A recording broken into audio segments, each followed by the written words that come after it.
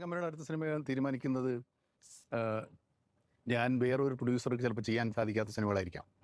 വേറൊരു പ്രൊഡ്യൂസർ എന്നെ വെച്ച് ചെയ്യാൻ താല്പര്യമില്ലാത്ത സിനിമകളായിരിക്കാം.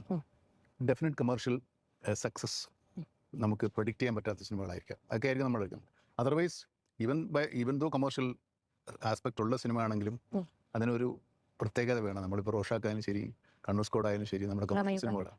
പക്ഷെ അതും അതിൻ്റെ ഇപ്പോൾ ഈവൻ കോഴ്സ് ടർബോവും കുറച്ചുകൂടെ റിയലിസ്റ്റിക് ആയിട്ട് വരുന്നതാണ്. പക്ഷേ അടിയുമ്പടിയൊക്കെ റിയലിസ്റ്റിക് ആകാൻ പാടാം. ബട്ട് സ്റ്റിൽ അതിൻ്റെ ഒരു ടെമ്പോ ഉണ്ട്. അങ്ങനത്തെ സിനിമകളാണ് നമ്മൾ ചൂസ് ചെയ്യുന്നത്. പക്ഷെ ഒരു കഥ കേൾക്കുമ്പോഴേക്കും ഇത് ഈ കഥ കേൾക്കുന്ന സമയത്ത് 2 റോളുകൾ ഉണ്ടായിരുന്നു. 2 റോളും മേജർ റോൾസ് ആണ്.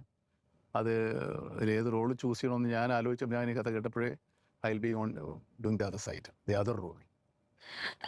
ഏതാണ്ട് ഒരു ധാരണയുണ്ട്. കാരണം ഞാൻ വളരെ പ്ലെയിൻ ആയിട്ട് ബ്ലാങ്ക് ആയിട്ട് ഇങ്ങോട്ട് വന്നത്. ഇവിടെ ഇങ്ങനെ ഇരിക്കുന്ന ഈ സിഗരറ്റ് ഇങ്ങനെ എരിഞ്ഞുകൊണ്ടിരിക്കുമ്പോൾ എനിക്ക് ആ പോസ്റ്ററിൽ കണ്ടത്